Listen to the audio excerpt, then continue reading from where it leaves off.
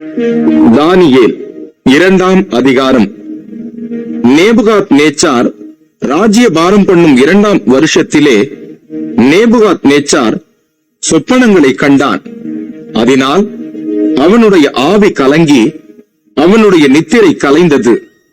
அப்பொழுது ராஜா தன் சொப்பனங்களை தனக்கு தெரிவிக்கும் பொருட்டு சாஸ்திரிகளையும் ஜோசியரையும் சூனியக்காரரையும் கல்தேயரையும் அழைக்கச் சொன்னான்.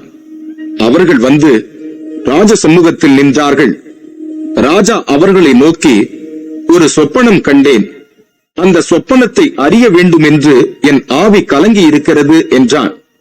அப்பொழுது கல்தேயர் ராஜாவை நோக்கி, ராஜாவே, நீர் என்றும் வாழ்க, சொப்பனத்தை உமது அடியாருக்கு சொல்லும், அப்பொழுது அதன் அர்த்தத்தை விடுவிப்போம் என்று சீரிய பாஷையிலே சொன்னார்கள்.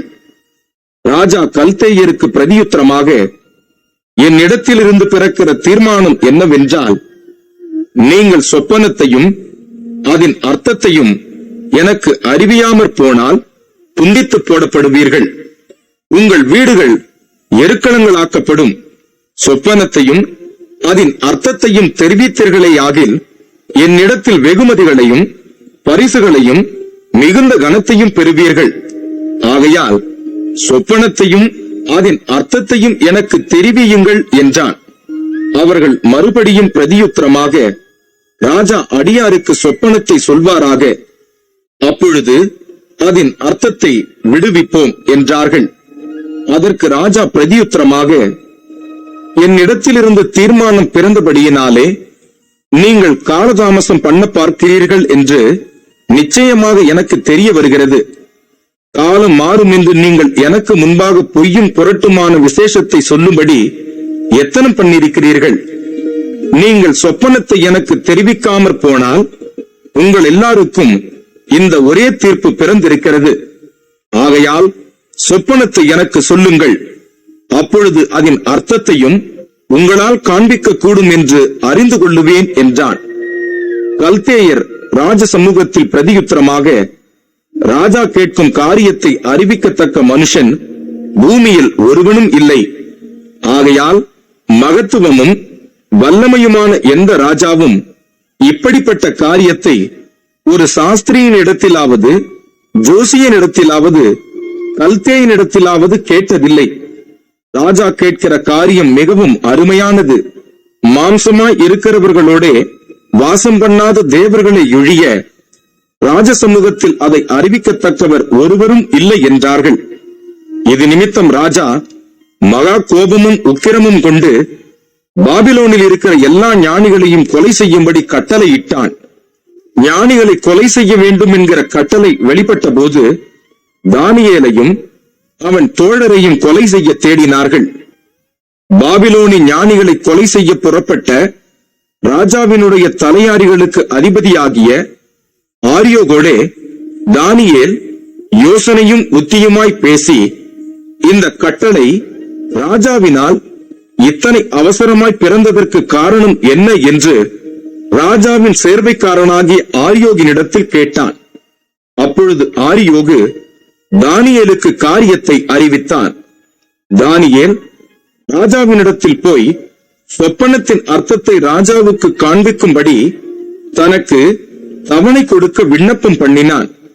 பின்பு தானியேல் தன் வீட்டுக்கு போய் தானும் தன் தோழரும் பாபிலோனின் மற்ற ஞானிகளோட கூட அழியாதபடிக்கு இந்த மறைபொருளை குறித்து பரலோகத்தின் தேவனை நோக்கி இரக்கம் கேட்கிறதற்காக அனனியா, மீஷாவேல், அசரியா என்னும் தன்னுடைய தோழருக்கு இந்த காரியத்தை அறிவித்தான்.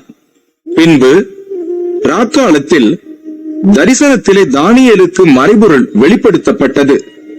அப்பொழுது தானியேல் பரலோகத்தின் தேவனை ஸ்தோத்திரித்தான்.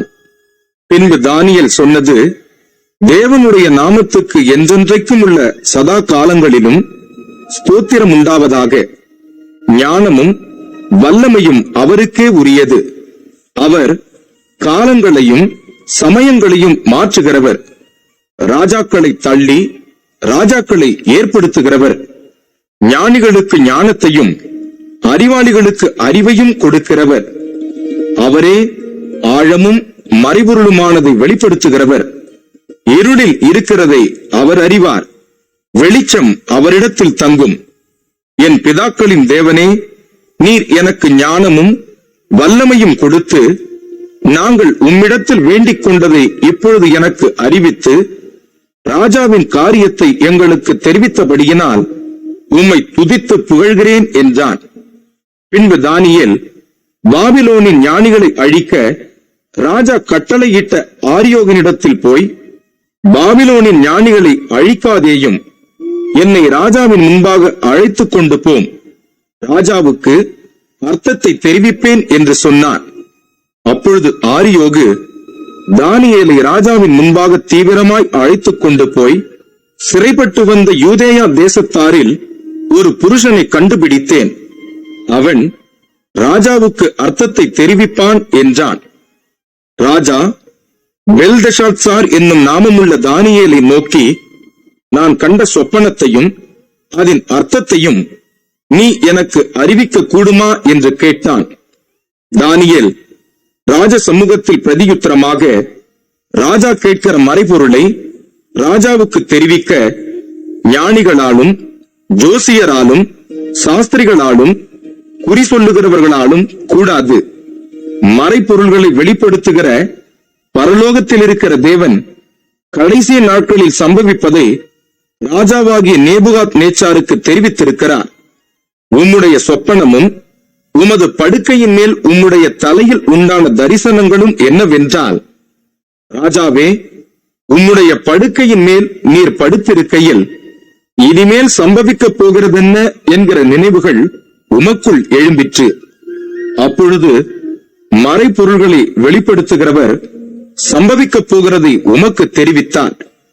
உயிரோடு இருக்கிற எல்லாரை பார்க்கிலும் எனக்கு அதிக ஞானம் உண்டென்பதினாலே அல்ல, அர்த்தம் ராஜாவுக்கு தெரிய வரவும் உம்முடைய இருதயத்தின் நினைவுகளை நீர் அறியவும் இந்த மறைபொருள் எனக்கு வெளியாக்கப்பட்டது.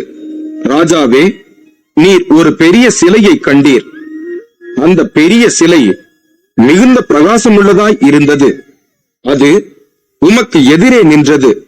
அதன் ரூபம் பயங்கரமாயிருந்தது. அந்த சிலையின் தலை பசும்பொன்னும், அதன் மார்பும் அதன் புயங்களும் வெள்ளியும், அதன் வயிறும் அதன் தொடையும் வெண்கலமும், அதன் கால்கள் இரும்பும், அதன் பாதங்கள் பாதி இரும்பும் பாதி களிமண்ணுமாய் இருந்தது.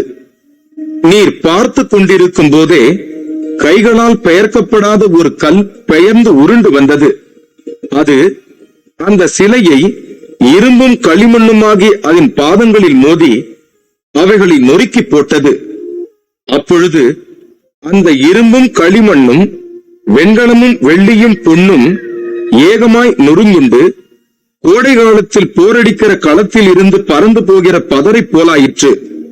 அவைகளுக்கு ஒரு இடமும் கிடையாதபடி காற்று அவைகளை அடித்துக் கொண்டு போயிற்று. சிலையை மோதின கல்லோவென்றால் ஒரு பெரிய பர்வதமாகி பூமியை எல்லாம் நிரப்பிற்று. சொப்பனம் இதுதான். அதன் அர்த்தத்தையும் ராஜ சமூகத்தில் தெரிவிப்போம். ராஜாவே, நீர் ராஜாதி ராஜாவாய் இருக்கிறீர். பரலோகத்தின் தேவன் உமக்கு ராஜரீகத்தையும் பராக்கிரமத்தையும் வல்லமையையும் மகிமையையும் அருளினார்.